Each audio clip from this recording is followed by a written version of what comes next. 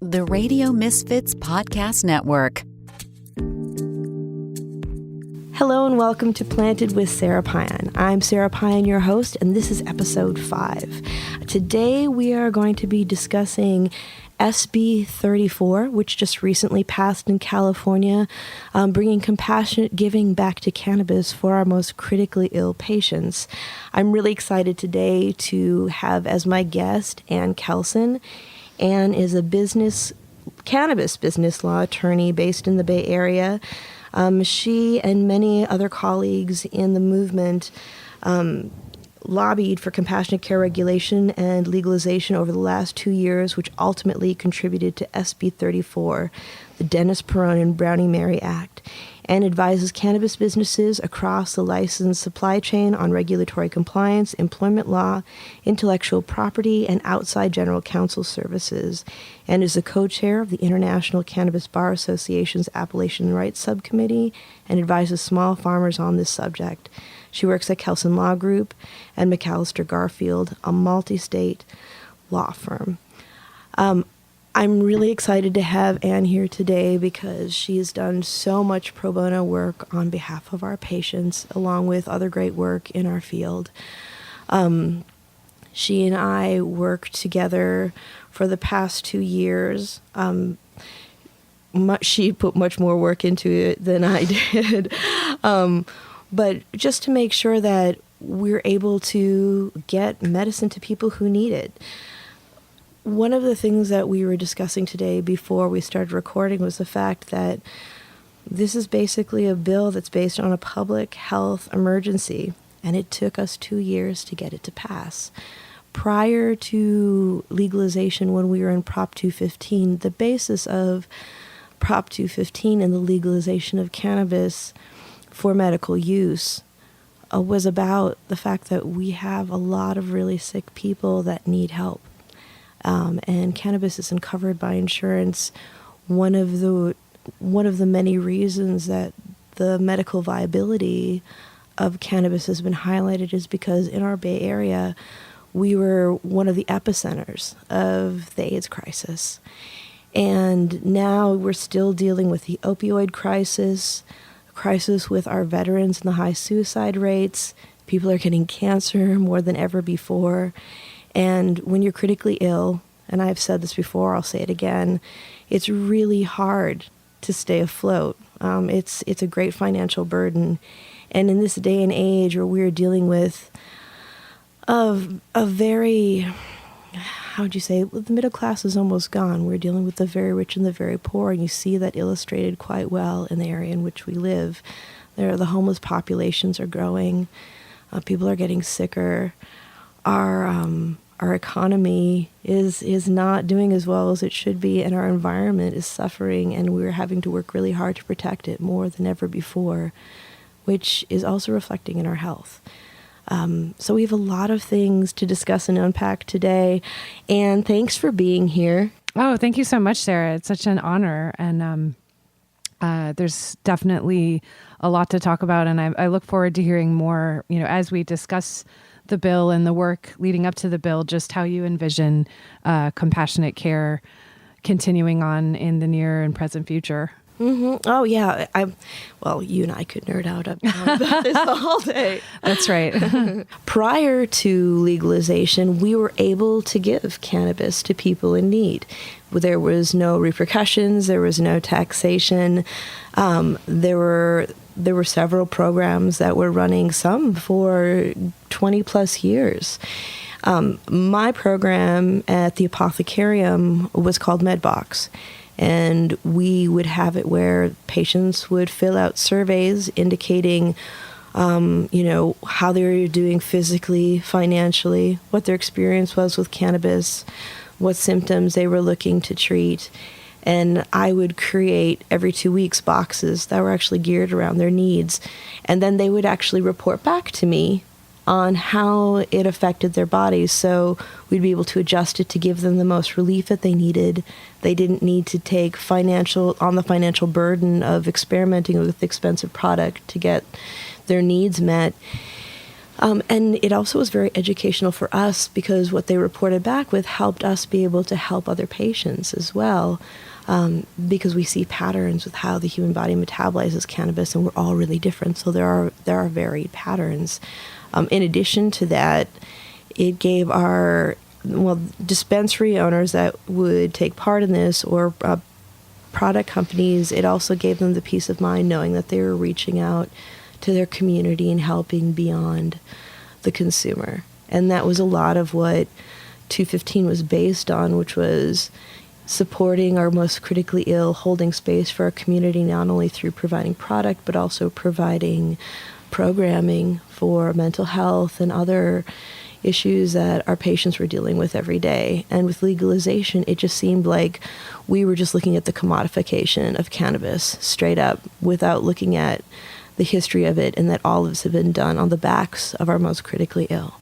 It's so true. I think some people characterize it as a legislative oversight. And, looking back, I don't know how productive it is to assess it in terms of, whether this was a full, an intentional disregard of some of the basic rights enshrined in the first set of laws, for our most needy and for the people that are, suffering so much from different conditions here in California. But, just hearing you describe even how your program used to be and thinking about where we are now, the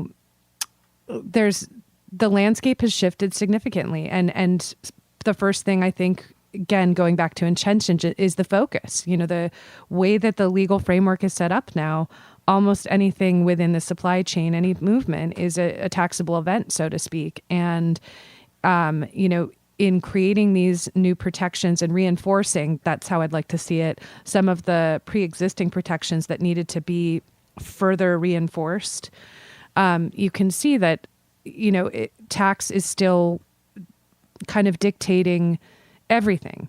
And so with this current law, cannabis donations are exempt from excise tax. And we got that clarification actually through the legislative process, even before this bill became a law. The CDTFA actually came out and took a position over time, with a lot of people, writing and showing up at public hearings and talking about what a, public health crisis this was, having to tax cannabis donations.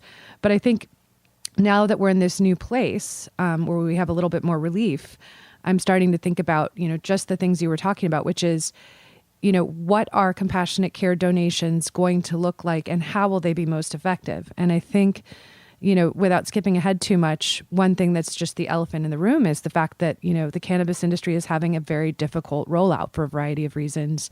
We may even be in the middle of a recession, so to speak. And so, for the long-term future, maybe not the immediate future, I'd love to see a system or conditions in place where your patients in a new program could consistently source medication or source their cannabis and be able to source cannabis that's effective for them, like you were doing in the past. And I wonder, too, in this immediate future, whether what's going to be available for patients is really, or for compassionate care donations, is really going to be just by chance and up to the whim of, commercial operators when they have, for example, a surplus or something that goes wrong. And, the margins are just so unforgiving in some ways right now that it's really hard even to predict how much of a consistent amount will be able to be designated for cannabis donations. What a huge mouthful, Sara. Sorry about that. No, that's great. Yeah, I think you're spot on with that. And I also wonder, in the past, it was a lot of our smaller cultivators and smaller businesses that were really supportive of the compassion programs, because they were just more down to earth in many ways. There are some large organizations that do some great things too, but we always got the most positive response from the smaller operators. And now we're looking at where, we've lost a lot of them. And also there's just the mindfulness around the fact that the ones that exist, we want them to thrive. So though I would enthusiastically accept donations from my program from the smaller providers, I also am very cognizant of the fact that we want to support them so that they can exist. Right. Yeah. And it's so much of a chicken and the egg thing. I mean, I think rewinding the process as well, looking back at the last 2 years where, we went through 2 legislative cycles, and patients really not being able to access consistently the donations they were able to before. And in some instances, I don't know about your patients entirely, Sara, but with some other compassionate care programs, we have patients that have either gone unaccounted for, their symptoms have worsened, and in some more extreme cases, we've had patients pass. And so, I don't know how much this law will immediately interject or inject, consistency or the ability for people to source their donations again. But, we're definitely looking at a time where there are a lot of constraints, even though we've had this victory, so to speak.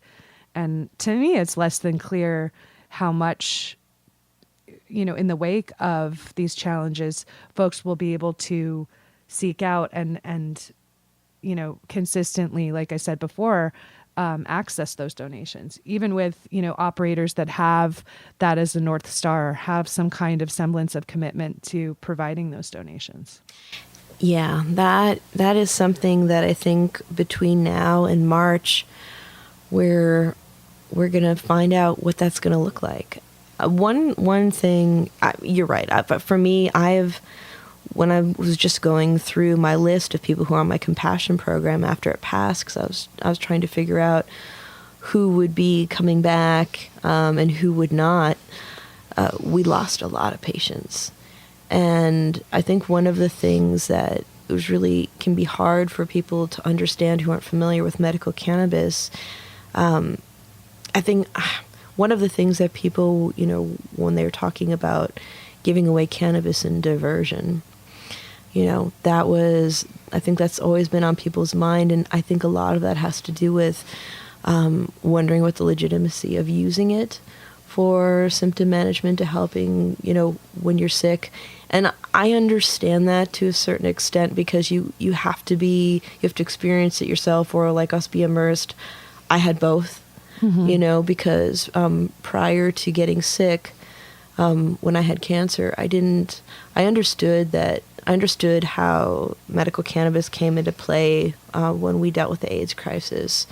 I understood that people who were sick with cancer, that they were smoking to help with nausea and getting them eating again. But I didn't understand why other people were using it. And it was kind of like that joke that people say, they take a puff, they look at you, and they wink and they say, oh, it's for my glaucoma, So there's a lot of education that needs to happen. And it's really, I felt like the times that we were up in Sacramento and like testifying, that it was really hard to get people to understand that people were actually dying because they weren't having access to their cannabis. I'd had a patient a few years ago, and actually this was one that I brought up when we were in Sacramento, that she had come in with endometrial cancer and was in a lot of pain, and she was just looking for symptom management, and her disposable income per day was $20. And at that time, she didn't want to get high. She just wanted to have relief. So we looked at concentrates. Right. And we did an 18-to-1 ratio CBD to THC concentrate that came in half-gram syringes. And for those of you listening, a half-gram syringe is a very small amount. But they ran for $55 before tax. And so for her, that was a lot of money. So we parsed that out so that it would last her a week. And 2 weeks later, she came back to see me. I wasn't sure how it was going to help her, but she was standing upright, and she was feeling a lot better. Fast forward to 3 months later, and I failed to mention in the beginning of the story that she was not using chemotherapy because of issues with her heart.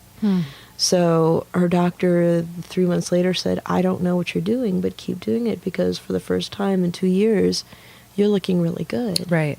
And that wasn't our intent. The intent was just to help her, with pain.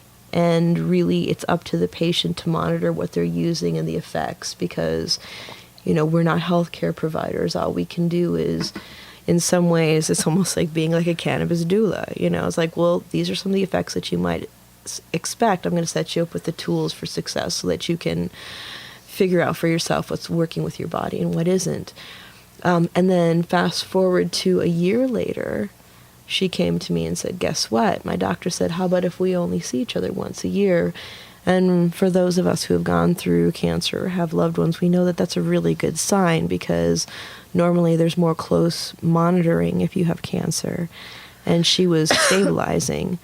But she had issues, with other compassion programs that she had worked with, about the regularity of getting her medicine and what it was, because a lot of times the programs are only able to give what they have. I mean, that's really all you can do.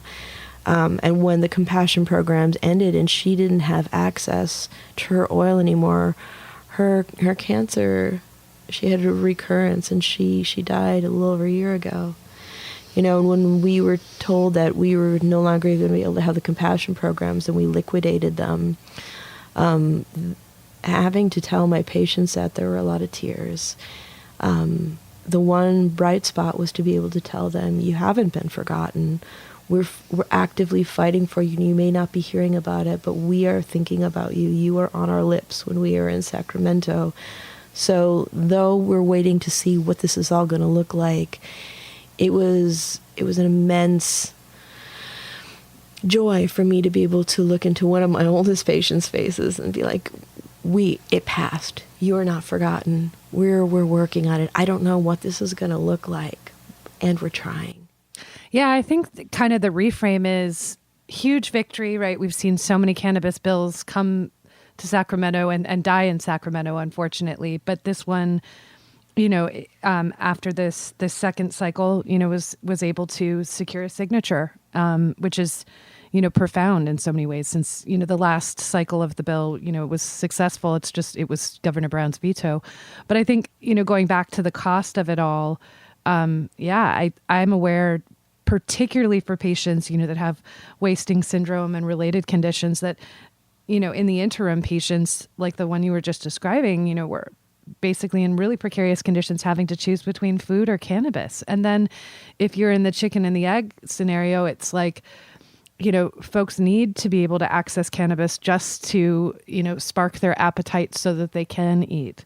So, in that situation, it's just a lose-lose. And hopefully, as you pointed out, we'll start to see the donations start to move again. But there still is that, issue of, even back in 2015, when there were more plentiful donations and there was probably a lot more abundance in general in the field and in this space, being able to consistently source quality, medical cannabis is its own issue. And so I think it's going to take a long-term commitment for sure from programs. And, at the end of the day, there are dictates that are much larger than even this bill can fully address. I mean, I think, again, we're in a slowdown or a contraction period right now, and there definitely are many companies that have already had to announce layoffs and, reduction in force and, cutting down on different initiatives. And I hope in the face of that, we can still see some commitment to be able to source and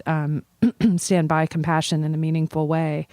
And perhaps that's actually, a measure of success that we can look at in the future. How much are companies able to consistently donate and under what conditions, and, maybe keep the whole process open to be, rejiggered or at least recalibrated, given that we know that there's a lot more than just patients in need and, occasional conditions where people can donate.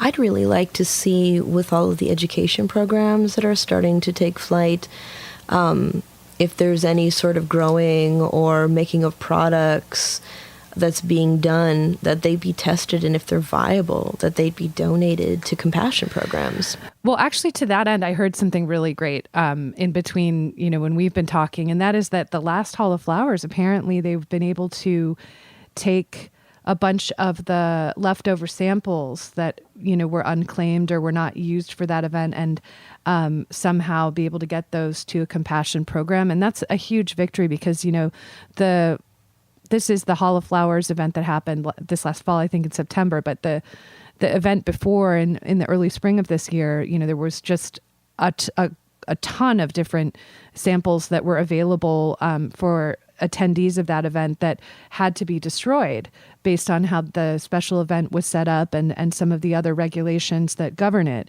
And so I think, that's one win or one, instance where people got proactively behind something and said, look, there's going to be a lot of, tested, safe, accounted for cannabis that's, gone through the supply chain.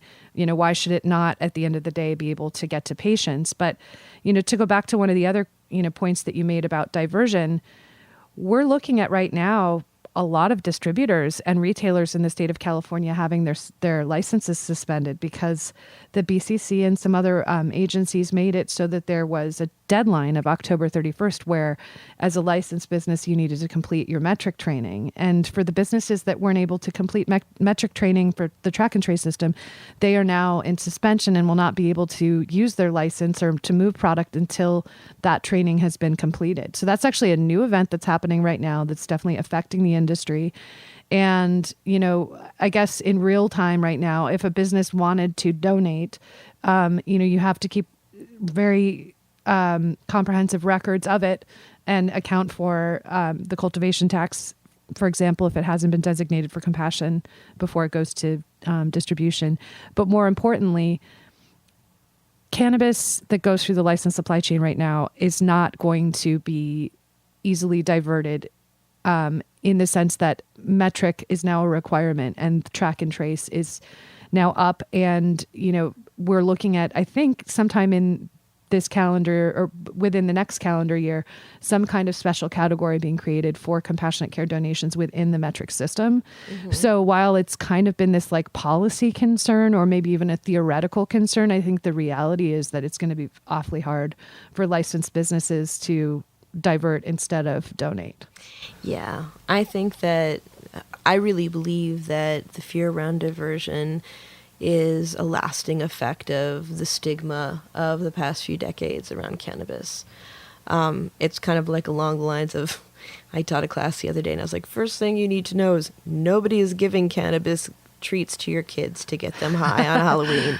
It's too expensive. Nobody's giving away their stash, and metric is a challenge. Yeah. I know people have been really challenged by the training and how it works. From a dispensary level, it's like when you have product, but your system won't let you see it, you can't sell it. It's a lot. Mm-hmm. I mean, and I know that we're going to be ironing it all out, but and it will come into play with compassion, but it's just the whole thing can be rather clunky. Yeah. And where we're at exactly right now in terms of metric compliance and track and trace, and then now integrating this new law that comes into effect next year, it will be very interesting to see just how much people donate and whether or not there are any unanticipated issues. But I'm just really proud that we have this option available. And I really do hope that over time we do see some of the larger players or, those small businesses too, that are really committed to make a continued commitment to compassion because it is so needed. It is. And there's the additional hardship too, which, okay, so I say hardship, but it's also, it's a good thing and it's an expensive thing, but there are the new requirements around testing, and those tests are running $5,000 a test. And granted, we want to make sure that everything is safe before it goes on the floor. It's essential that testing does happen, and that's also reflected in prices. So when we're getting our critically ill patients on fixed incomes coming in and they're noticing that something that they have been purchasing for weeks on end has gone up $2 to $3, it's really, really impactful. And even ever since legalization, a lot of people said, well, I'm going to go back to my guy and get whatever, And I always say to them, well, you need to do what you need to do to get, your relief. But the one thing that we really want to remember, too, is that though there have been no deaths from cannabis, there have been deaths from contaminated product, especially with compromised immune systems. And so the testing is essential. But the pricing is making it so that we're putting people in a really difficult position so that they're going to the illicit market. And granted, I'm sure there are people who are in the illicit market that are meticulous with their growing and their preparation of their products, but there are also people who are not. So we're creating another public health crisis by making cannabis in the legal industry unattainable due to price. Definitely. And I think that even, there have been critics, I think, throughout the 2 legislative cycles around this bill that have said, oh, well, cannabis is so expensive and the taxes and, is this really needed? And questioning whether or not people can be able to make donations or any aspect of the viability. And I think that one point that we can continue to focus on is that people in California with major medical conditions need to be able to access tested cannabis. It is expensive. The tests aren't perfect. The system is not perfect, but it is still the safest way, short from cultivating it yourself, to be able to say that, this product is safe. And for those that have compromised immune systems and, ongoing health conditions, all the more, they need to be able to consistently source their medicine from somewhere where they know for a fact that it's not going to contain some of these really harmful compounds. I think if we had to sum it up in some other way, it's, to say this is a victory, but, many, many other variables to account for beyond the patients and beyond even, the desire to want to be able to help them. Mm-hmm.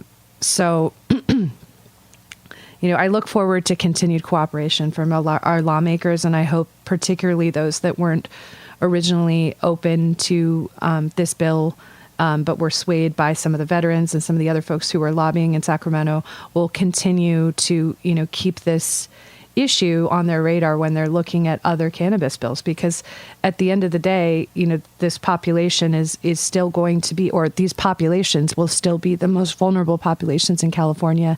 And if the system isn't working for the average Californian, it's not working for the traditional patients that the original set of laws were designed for back in the Prop 215 era. Yeah, and I have to say that in my compassion program, I had a very large indigent population that I was serving, because we have a lot of critically ill people who are driven to the streets because they can't afford places. And that's where I'm really glad that we were able to get the language in that because they were really wanting everyone to pay for that medical card to get access. And all of the advocates and activists who work towards just having it be a medical recommendation. And there were a lot of other reasons that we chose to do that too, right, Anne? Yeah, I think that the medical card, the county medical card, really imposed a handful of challenges that, depending on your situation, just it was not a workable possibility. In some counties there were waiting times of 3 months or longer to get the card, plus the requirement that you pay $100 or so to get the card. And these patients that we're talking about sometimes are on fixed incomes. They may have social workers. They may not even be able to easily make the appointment that they've set, much less afford the card. And so having that obstacle be removed is significant, and even more so for the veteran population. I think it posed an additional issue of going on a registry and potentially having to forego your right to have a firearm. And, while that might not be an issue for, some of us, it's definitely a significant one for the veteran population. And so I think keeping the barrier low there and keeping it to be a physician's recommendation was the right move. It was certainly a tough thing, that was hard fought, but I also want to point out here that, I've been interviewed by certain journalists and other folks, along the way. And there seems to still be this idea that you can walk into a dispensary and easily get a donation right now. And that's just not the case. And it's not because of whether or not there's a county medical card, for example. Some of it is just the basic dictates we're talking about in terms of licensed businesses being able to donate in the first instance and to leverage that. And number two, more than likely a retailer like, your own program that you had, is accounting for things like the patient population. You're required to keep records. You're required to keep 7 years of those records. You're required to have criterion for these compassionate care programs whereby, if a member is somehow caught, not maintaining the rules of your program, diverting or, just dishonesty or whatever, that you will not be able to maintain them as a patient. So it's not as exploitable as people think. And it's certainly not like there's this overabundance of cannabis donation. I'd love it if that were the case, but that's just not where we are. Yeah. Well, and I know, like, when I was talking to people about getting a card before, like in San Francisco, if you're Medi-Cal or Medicare, you can get the card for $50, but that's still a lot if you are on a fixed income. And the fact that you had to actually physically go down to the Department of Public Health on certain days and certain hours of that day to apply, and then you'd have to go back to pick it up. And I just remember explaining this to a patient, and she's, she has a walker, and she's looking at me like, what an effort it is for me to get out of the house and run my errands and take care of things, even just to go to the doctor to get the recommendation is a hardship. Yeah. And I'm just so glad that all of the activists were able to impress that upon our lawmakers, because I think it's really hard when you see things through, there's a lens of privilege when you're able-bodied. For sure. And I think the other thing, too, that we need to think about is that in the midst of this very rough transition, there is a state-mandated nonprofit feasibility study, and it was postponed, from 2019 to 2020.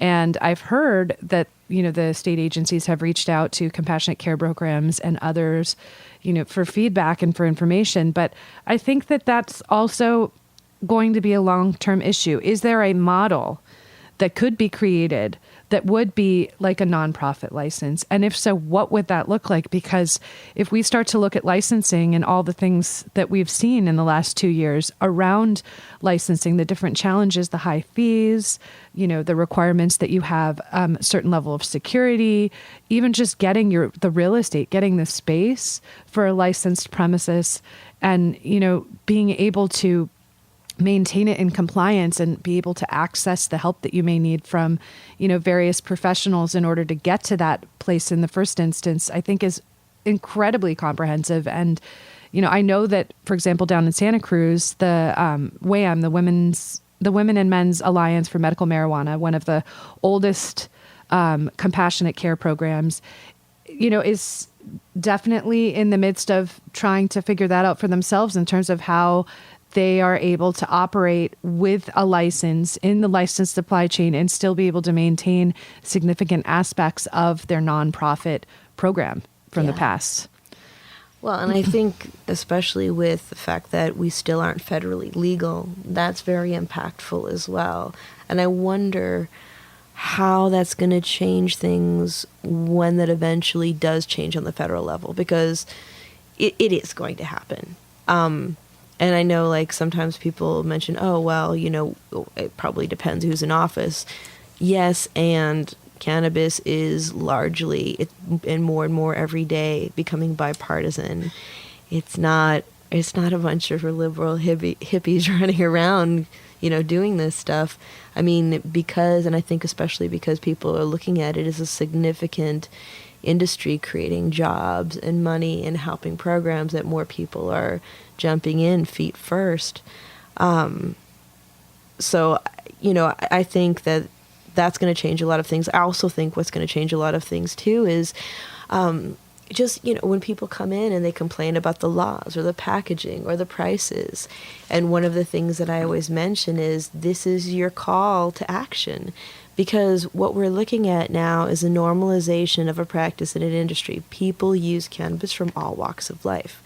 And these are people who are functioning daily and upstanding members of our society. And it's all walks of life. Because if you spend an afternoon in my waiting room, you would see everybody and their mother there, And so what we need to really impress upon our lawmakers is that not only do we use cannabis, not only do we care about the state of the industry and the policies, but we vote.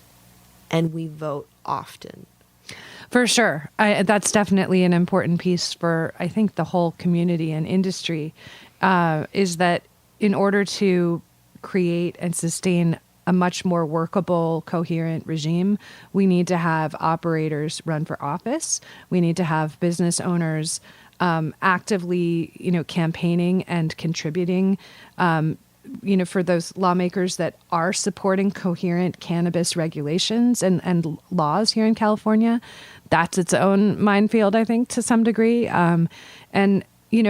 One thing I'm excited about is just what bearing this is going to have for other states, because I know in Colorado and in Washington, unfortunately, where there were some compassionate care programs, those programs fell by the wayside when they had legalization for, their adult and recreational markets. And hopefully this may be, some kind of, stimulus or impetus for those states to look back and to see if there's a way to recreate or to support the emergence of compassionate care in the commercial market. And also, for states that are still medical to look at these rights and to look at, some ability to protect these programs and these patients if and when they decide to move into the adult market. Yeah. So that's definitely something that I'm excited about. I think, another thing to keep in mind as well is just that, the ultimate goal, like when you're talking about like unscheduling or, legalization on the federal level, I would love to see a time, I know we've talked about this before, where cannabis donations or cannabis in general is covered by health insurance. I know that in some instances in Canada it is. And so let that also be another goal that... Yeah, that's actually something on the episode with Art Agnos that we talked about, because he thinks it's time, especially because we have, a lot of people will say, oh, seniors are the largest growing population used in cannabis. Well, no, seniors are the largest growing, or the population that they're starting to outwardly talk about their cannabis use, which gets their peers interested and involved too. But it also it calls to a need, especially with the baby boomers getting older, that we need to be having this coverage. And one of the things that I think California almost did, and when we're talking about Colorado or Washington, they did, is we're forgetting that legalizing cannabis doesn't make the medical needs go away. And it doesn't make the cannabis any more accessible or affordable. No, it definitely doesn't. Yeah. It definitely doesn't. And actually, talking about that, you want to do some breakdown on taxes? You want to talk about that? Sure, right. So that's something we kind of briefly spoke about. So the SB 34 does not create an outright tax amnesty for cannabis donations, compassionate care donations. What it does is the excise tax is not supposed to be applied formally to any compassionate care donations. But on top of that, if what is going to be donated is designated for donation before it goes to distribution, then the cultivation tax is also alleviated. If, for example, a distributor at some point or a retailer decides that they want to donate, the cultivation tax that was already paid forward is not retrievable, so to speak. We were told in the legislative process when these discussions came up that it really, resource-wise, is not feasible for the agency to be able to somehow track that back or create a tax rebate. So I think that's kind of like the next step a lot of people talk about, is creating a more robust system for tax rebates or tax credits if it's not done at cultivation. Because really, at the end of the day, I know you have a lot more experience with this, folks decide to donate cannabis for a variety of different reasons. And now we have all these overlays with testing and the like.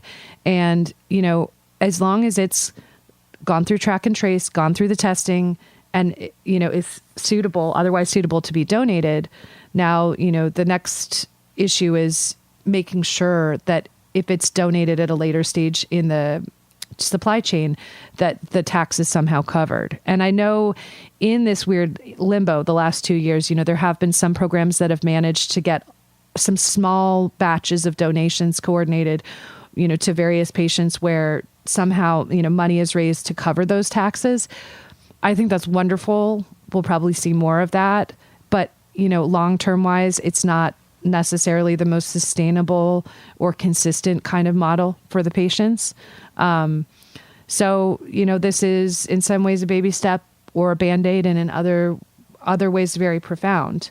But, I think as we've talked about before too, it's really going to come down to us as consumers, supporting brands that we know consistently provide compassionate care donations, whether they're cultivators or manufacturers or, distributors, retail.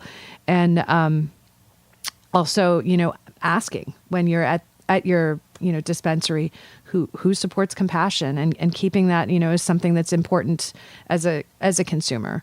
But, beyond that, I still think that we're facing some hurdles. Oh yeah, well, and for listeners that aren't aware of this, cannabis companies cannot actually, for their taxes, they can't write off donations. There are a lot of write-offs that this industry doesn't enjoy that other businesses do. So we're paying much more in taxes, which also makes it very difficult. So even when cultivators or producers will be donating product, they may not be getting taxed excise tax, and if they earmark their products for compassion before they go to market, they won't get the cultivation tax, but they're also not going to be able to do a write-off of a charitable donation.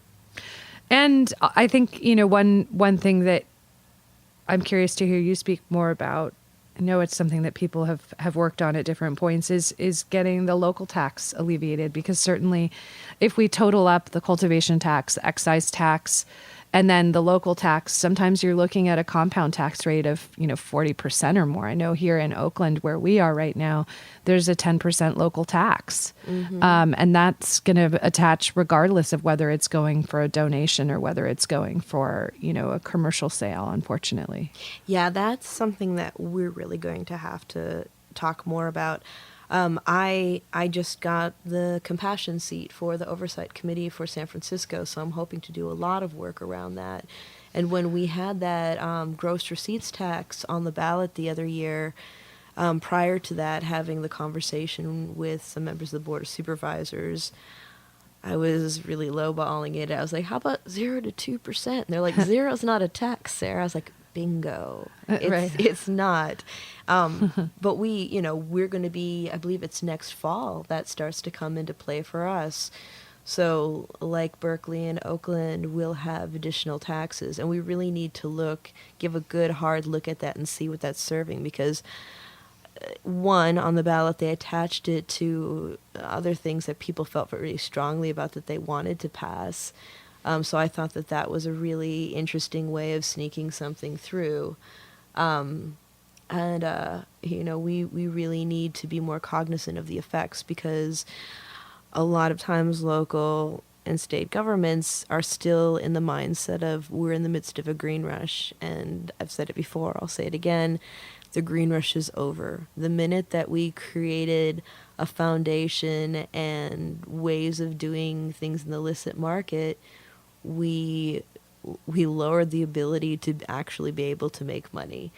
And that's not to say that that's a bad thing, because we do need to have rules, regulations, all these policies in place to have a healthy, thriving market. But we are overtaxing, and we seem to earmark money for all these different things. But what we forget is that if there's no way for the industry to thrive, there is no income for local and state authorities. Definitely. Yeah. And I applaud your work, on the task force before, because I know that the task force did actually spend some time making very discrete and specific, compassionate care, recommendations. And so, I'm looking forward to seeing this next step with the commission, and, whether or not the commission takes up some of those recommendations. Hopefully with you on the compassion seat, there's more of a likelihood. But I do really hope that San Francisco as a municipality, as a city and a county, continues to lead and to preserve its legacy as, the epicenter, in addition to other spots in the Bay Area and Santa Cruz, of being legacy compassion. Yeah, I hope so too.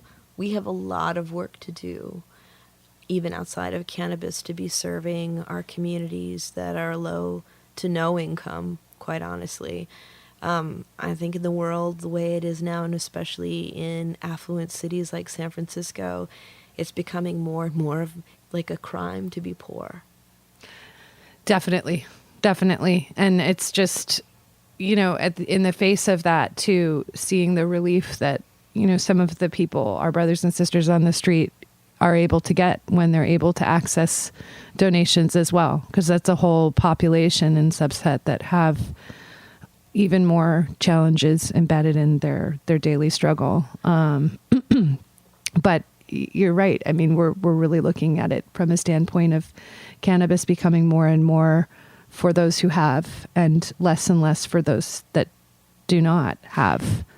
So, I hope that this victory is the first, hopefully, and many others that we can reinforce what was available before this framework came into place, and ultimately get to a place where we can expand it more.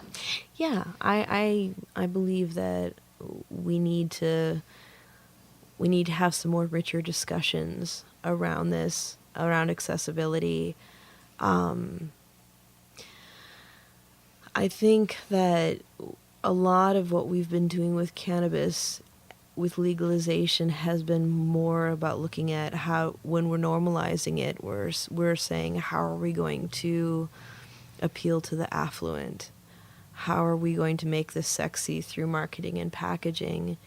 And we're missing out on a really unique opportunity to create a more compassionate and a wholesome way of doing business. Just as we led the way with the tech boom as far as how business is run, you'll notice people don't go to work in suits anymore. People work from home. There are other benefits. There are different ways that we look at work-life balance, although sometimes with tech it seems like the life balance part has been taken out of it. But we could do something very different. We could look at how do we hold people up, creating opportunities for people to have abundance, to being able to have, it's entirely possible to make a profit and help other people. How can we be more community oriented and actually have that as part of our mission statement for operating? We have so much that needs to come into play, and there's a lot of forgetting this because people are struggling to survive. And there's also, now that it's safer to maintain a space in the cannabis space, we're also seeing bad players that are fueled by greed. And, we're in a time with the Me Too movement that we're still seeing a lot of sexism and a lot of objectivism and objectification, not objectivism, two different things. But, that, I think we have a lot of work to do to not create an unhealthy culture around cannabis. And it disturbs me, because when I first started working in cannabis, it was very different. It was almost everybody who I worked with wanted to donate for the patients. It was always for the patients. That was what we were about. People were able to feed their families and pay their rent, and farmers actually got paid a decent amount to cultivate, and we were able to help our patients. So how do we create this cycle of abundance in an industry? I think it's difficult because you have to have a lot of people who are willing to actually step in that realm and commit to that. And it's not just the old timers that are doing that. There are some really passionate people that want to do a lot of good that are recently in the industry. Sure. So how do we find each other and make this a reality? Yeah, that's a great generative question, I think, to operate from. And so, part of, I think, finding that balance is really taking the spotlight and shining on, the family farmers that did support patients in the last setup, so to speak. It, as much as the state and others will vilify the way that, 215 worked, there really was an implicit, at least for some traditional farmers, always a give back when possible, or a set aside of some of what was grown for the people that are the most in need or the most sick. And yeah, I think I don't know what the magic bullet is, to incorporate this new consumer base and also the consumer businesses, these new licensed businesses. But to the extent that, we keep this a practice that's real and supported by real numbers and content and commitment to patients, the more that there's a future that we can continue to build on. Mm-hmm. Mm-hmm. Yeah, I thank you so much for that. I always love talking to you about this. and for those of you who don't know, Anne donated so much time to this project, to this movement, and countless others did as well. It's the work that we do as advocates and activists, we don't get paid for. We donate a lot of time and work and energy and travel, and it's very emotional, because these are the people that drive us every day to do what we do. I can't tell you how much it means to me to be able to do work that impacts people in a way that I can see. And I always joke that, my work isn't entirely altruistic, because I derive great joy from helping other people. And part of it has to do with, I've always kind of been like that, because prior to working in this industry, I worked in nonprofit and civil rights, but also as a patient. When I was sick, so many people stepped up to be able to help me, and it's an honor and a privilege to be able to help others. And it can be very, very hard, because it takes a lot out of us, because there's only so much a person can give, and people need so much. So it really does take a village. And the way that, our fellow activists and allies have been banding together to make this happen, working hard after 2 years, is an enormous victory. And we still have a lot to work out. We still don't know what this is going to look like. And although it gives me great joy to be able to tell our patients you haven't been forgotten, I still can't tell them what to expect. And so that's where, we continue our work, and it's where people in the community have to step up and be active and let your lawmakers know what your expectations are and what your values are and what you want to see, and that you vote. It's huge. That's when legalization passed, people came up and said, oh, can we get into the dispensary now? And it's like, well, we need a year to put everything into place, because nobody puts together the foundation of a program if it hasn't passed. And, people would get frustrated about, well, how about this? Well, how about that? I don't like the way these are working. It's like, this is going to be your 101 civics lesson. Things pass, then we need to set the stage to actually activate what we're working with. And on top of that, we need to hear back from the public. We need to hear back from voters like you as to how you want to see these programs looking and what you're passionate about. And that's how change happens. Well, Anne, we're not quite to the hour mark, and Okay. we could talk 3 more hours. Sure. Yeah.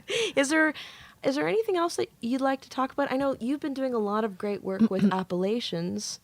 Yeah, I definitely can speak to that. So one thing that is embedded in our statutory law right now is the creation of cannabis appellation program, which the CDFA, the Food and Ag Department, has been working on in conjunction with different farmer groups and other industry groups that were able to participate on the Appellation Working Group earlier this year.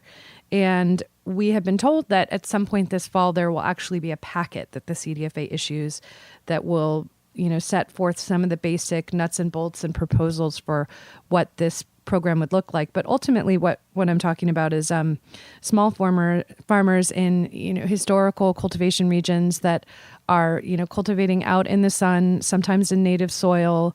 That's one issue that's up for grabs.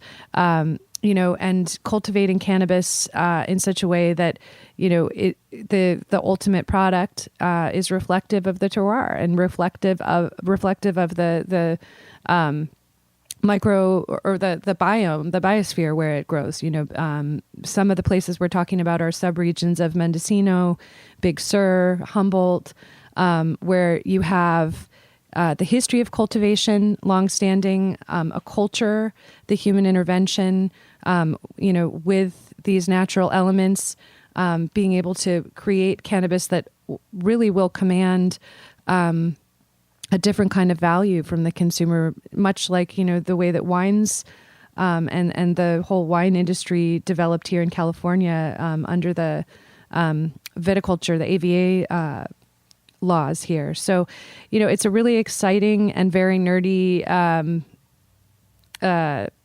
area. And traditionally, some of the farmers that will benefit from cannabis appellations are actually the farmers that have, oftentimes been the most active on the compassion front. So, just seeing even over the last 2 years, some of the cultivators that have still remained committed to compassion, even no matter how modest, are these same farmer groups that are often practicing regenerative agriculture, that have very important genetics, that have been cultivating specific strains and cultivars that have unique properties and cannabinoid profiles for patients, a lot not high THC cannabis, but cannabis that has, specific properties or known properties that are good for, certain conditions. So, this has been my focus for the last year. I'm co-chairing a subcommittee. We're putting together a symposium at UC Berkeley School of Law and Haas School of Business around cannabis appellations, and we'll have some of the farmers, the regulators, and also, the business case for appellations presented, so to speak. And until then, we can look and see that there'll probably be some really interesting developments. The symposium is slated to be in April of next year. And, I've been told and have read throughout that right now it's a seller's market. So I really hope that, these legacy farmers that we're talking about that have historically donated to our, vulnerable populations here in California will be, even if it's just for the short term, winners, and, have a really good experience this harvest cycle and be well positioned both to donate and also to start working on their appellation petitions so that we can secure a foothold for those particular farmers in these historical regions and help protect their cannabis, the market for their cannabis, their craft, and for the greater community, including the patients. That's awesome. I'm also really excited once this starts to get going to hear some of our consumers that tend to get like a little more nerdy and into it. They're going to start talking about terroir and things like that. And these with the appellations, are these primarily outdoor? They're sun-grown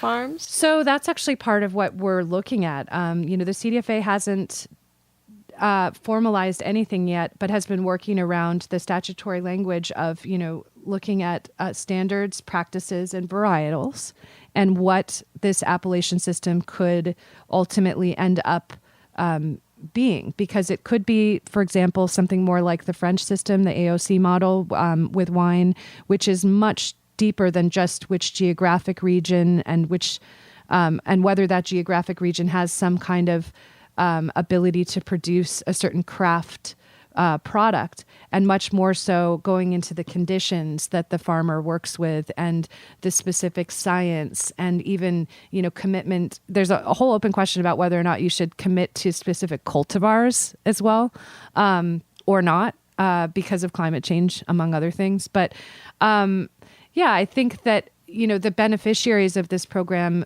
more than likely will be folks that are cultivating in the full sun. There may be some movement for those working in, partial, with light depth and, some use of greenhouses. But I think if we're talking about 100% indoor cultivation, I'm not sure that's really a viable model, because there's not so much of a connection between the land and the geographical and the natural conditions and what is ultimately being created, right? That makes sense. And I think, with that, there's definitely all sorts of intellectual property challenges, because, the ultimate goal is to create a system in which an appellation here in the U.S., appellation being not the mountain chain, but like an appeal, because what you do is you put together a petition or an appeal to the regulator, and you say, this is the region, and, potentially some of these things that are going to be in the packet, we don't know yet, whether it's the requirement that you be able to prove that there's a connection between the geographical characteristics and what you ultimately farm there, right? This is all up for grabs, but the products could result in it being a framework that is internationally recognized, not just for cannabis here in California, but for cannabis frameworks, appellation frameworks throughout the world. There are definitely some challenges along the way, including whether or not we are signatories to certain kinds of treaties and harmonization of pre-existing intellectual property rights, which is like way beyond this show or even one symposium. But, it's a fascinating area to work in or to, speculate about, because again, we don't have the framework yet, but, it very much could be both the creation of a new market and the support of something old. Yeah. A lot like compassion. And also at the same time, being deeply tied to, the communities, the ecosystems, and the very plant itself that makes California cannabis, particularly cannabis that's grown in these regions, so special and unique, and something that for the average consumer and patient commands a different kind of respect and a different value to it. Mm-hmm. Mm-hmm. I'm just so excited about that. Also, just thinking about the future of cannabis when we can do commerce between states and between countries. Right. That's going to be fascinating. Definitely. And, alongside California's movement to look into and to create this appellation framework, I know that there's a lot of interest in Oregon and also in Washington State as well. And those are, additional regions where you have legacy farmers growing in these methods in these specific geographical regions that have unique characteristics that really affect the plant and the way that it expresses itself. And I think you're right to spot, interstate commerce. That's not some slam dunk. That's its own thicket of issues. Yes. But, when we talk about like regions that historically are known to grow a very high quality cannabis that's beneficial to people, we know those regions to do that. And hopefully in the long future, maybe not the immediate one, we'll able to figure out a way so that, consumers throughout the world can access it. But until then, I'm hopeful for California here. Yeah, I am too. And it's always amazing like how excited people get when they get to find out where their cannabis actually comes from.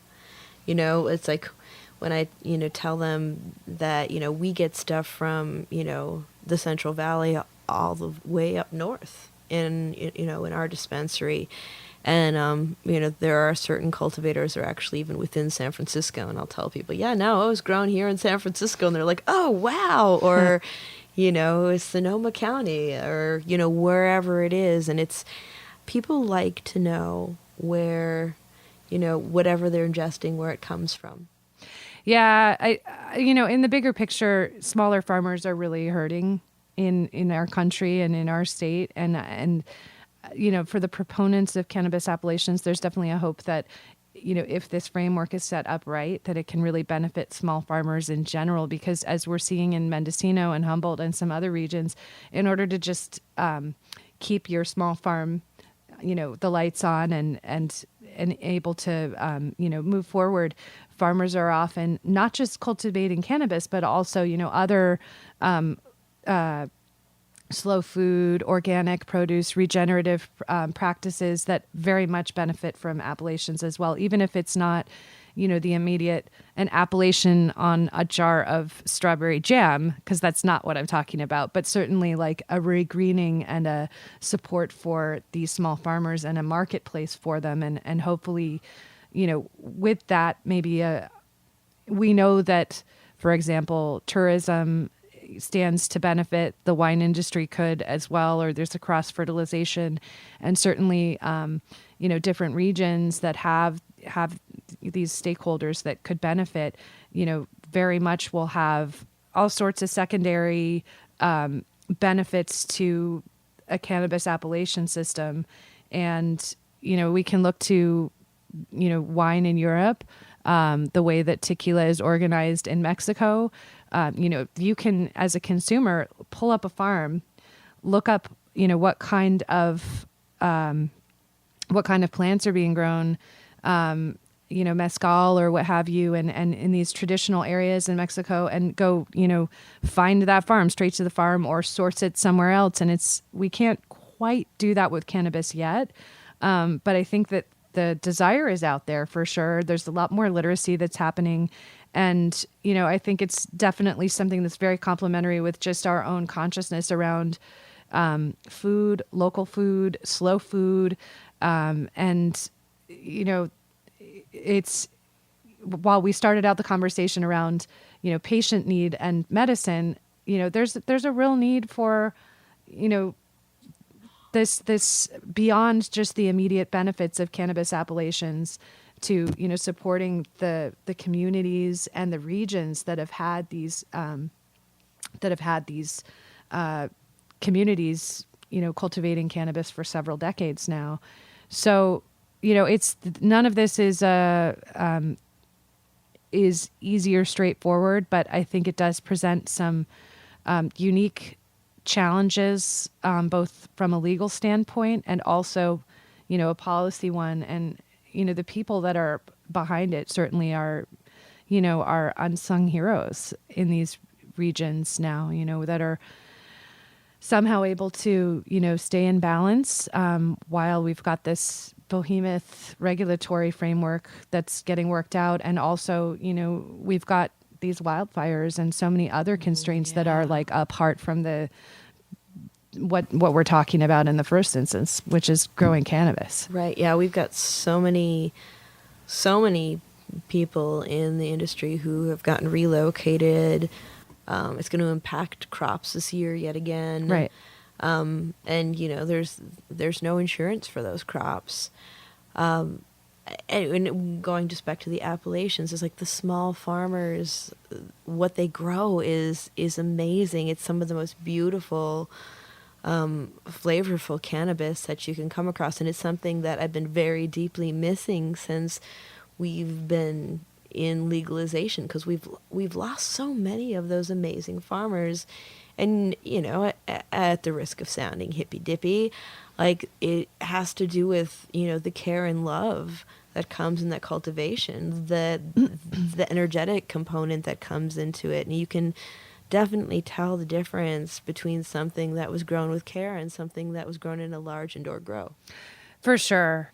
Even just speaking with some of the farmers, there's like one particular farmer I'm thinking of up in Trinity where they have beautiful regenerative ag practice, and have even published a book around it, and seeing how basic some of this is. Like, if you're focused on supporting pollinators and other beneficial plants that will help your overall ecosystem of your farm, of course you're going to have a different terpene profile. Of course you're probably going to have some terpenes and other things show up that wouldn't show up if you grew indoors without those beneficials. And, so it's just kind of like this win-win. I think I don't know how long it will take and, to what extent more will need, so much agency support.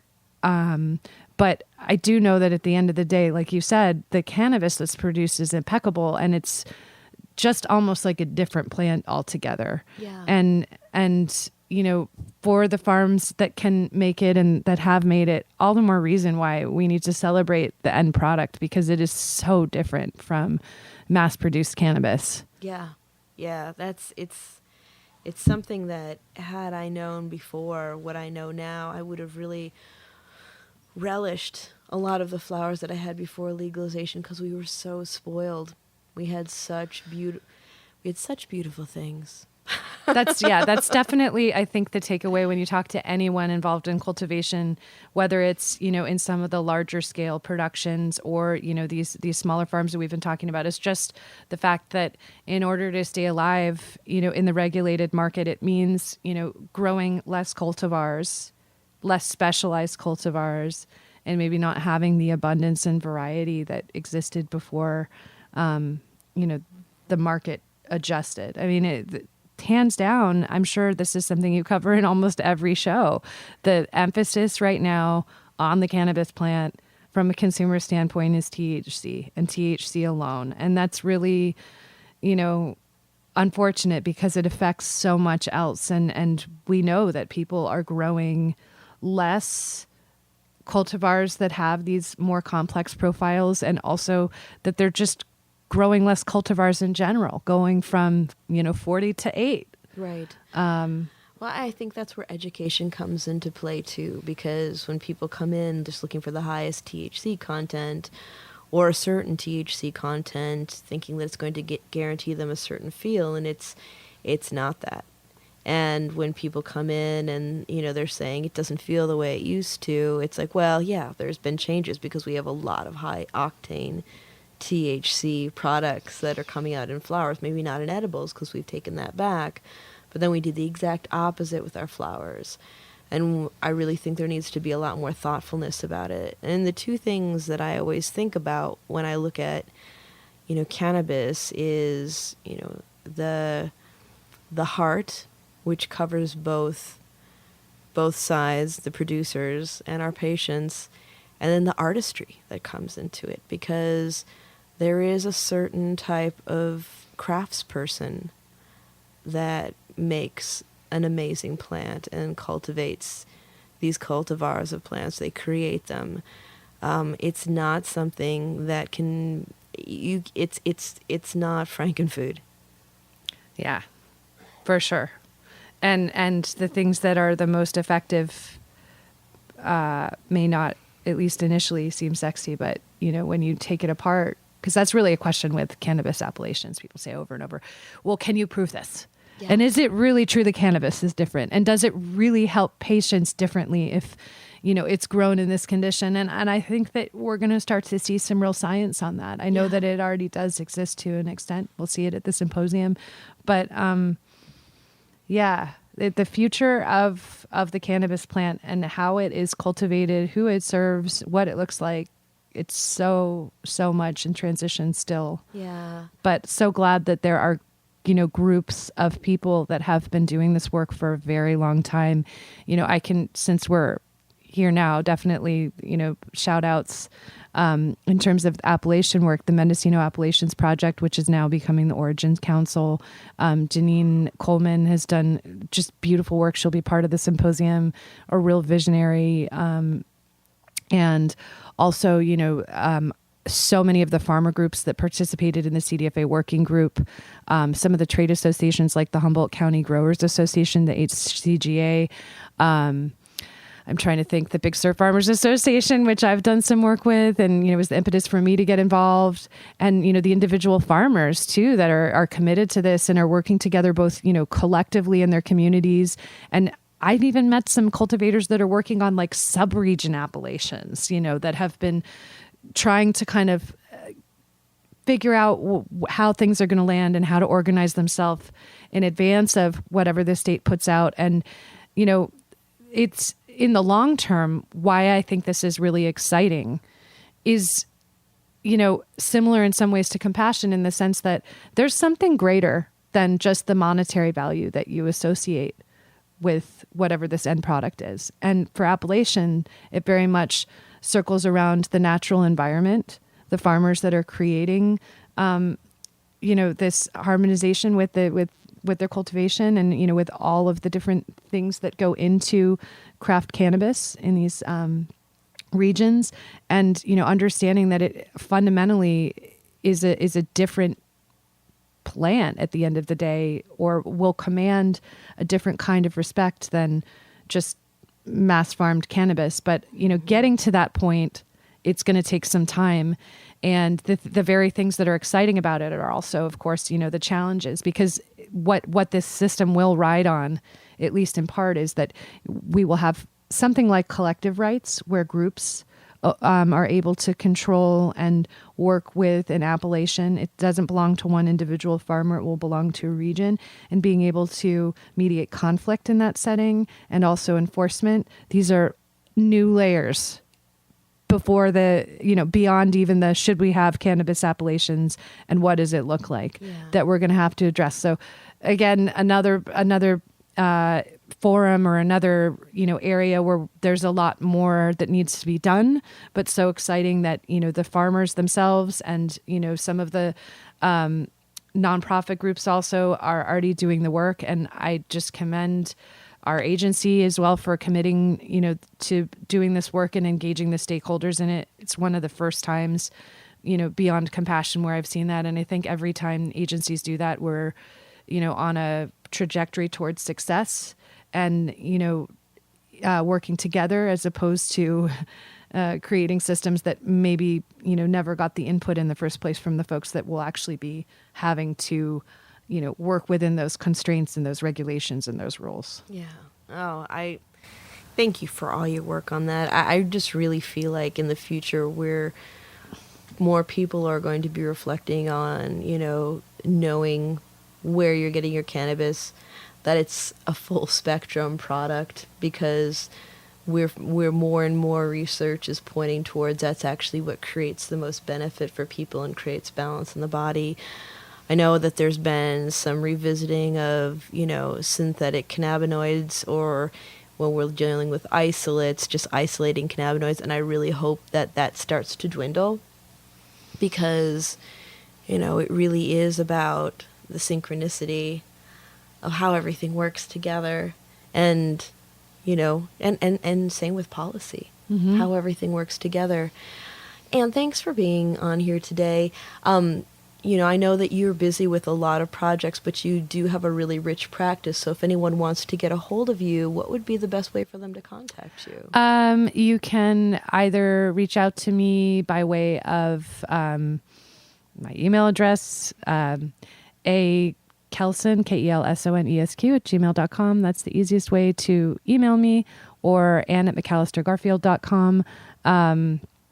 And you can also check out my bio at McAllister's website. And very, very much a pleasure, and it's just such an honor to be able to talk with you here about those two different pieces of work that I'm working on. So thanks. Oh, thank you. And thank you, everybody, for hanging out with me and Anne Kelson today. I hope that you got as much out of it as I did. Check out the Appellations projects. Do a little Googling yourself. Please support compassion in whatever state that you're in. If they're putting together new laws, don't forget the patients. They're what brought us here. And many times it's us or someone we love who's in that space. So approach policy with love. Thanks again. We'll see you next month. And check out, if you haven't checked out the first 4 episodes, please do. This is Sara signing off for today, and have a wonderful week.